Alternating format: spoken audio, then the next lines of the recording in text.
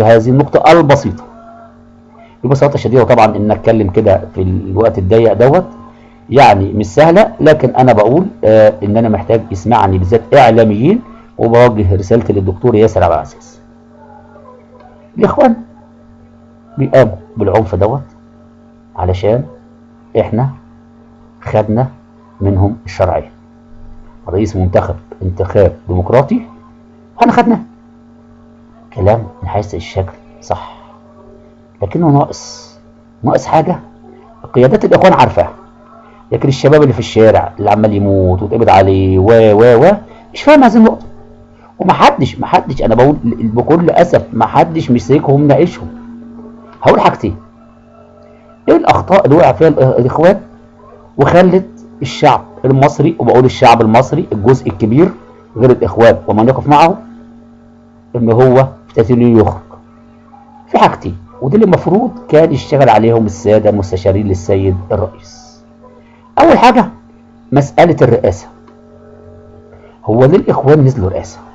محدش بيمسك الحته ديت. محدش بيفهم الناس ان ده كان غلط قاتل، خطأ قاتل. اولا والله اسمعوا كده خيرت الشاطر وبيتكلم عن الكلام ده قبل طبعا ما ينزل مرشح رئاسي، عن انه لا يمكن ان الاخوان ينزلوا مرشح رئاسي، وانه ما ينفعش، وان هناك قوى اخرى وما ينفعش. وطبعا ده حقيقي، ما ينفعش اخد كل حاجه. خد مجلس الشعب، مجلس الشورى، وعاوز تاخد الرئاسه وبعدين تعمل لي حكومه؟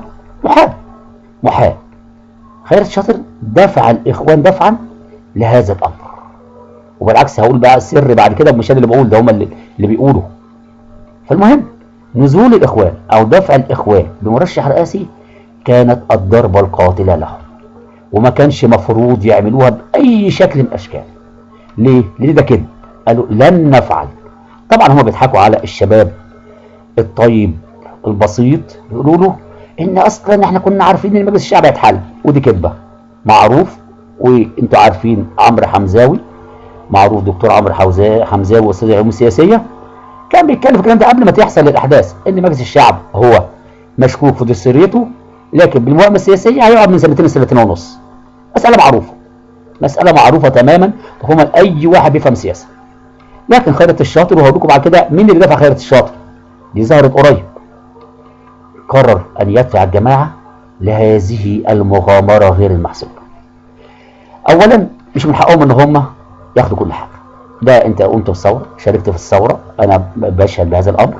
كانوا موجودين يوم موقعة الجمل وهم اللي شالوا الليله عكس بيقول الاعلام. انا بتكلم الموضوعيه، ما خافش من حد، لا من كبير ولا من صغير، اخوان او غير اخوان، وهم شالوا الليله يوم موقعة الجمل. هذه حقيقه. شاركت في الثوره، تاخد جزء من العمل السياسي. مجلس الشعب، مجلس الشورى كفايه قوي، لكن انك تاخد الرئاسه هو ده طمع الدنيا. واقول لكم على حاجه غريبه، والله ده موجود على اليوتيوب، هتسمعوا بعض قيادات وجد غنيم منزل منشور او تسجيل بيهاجم في الاخوان ان هم نزلوا مرشح رئاسي، وقال ده غلط والناس مش هتصدقه. هو اللي بقوله ده، هو ده مربط الفرس، الخطأ القاتل الذي وقع فيه الاخوان.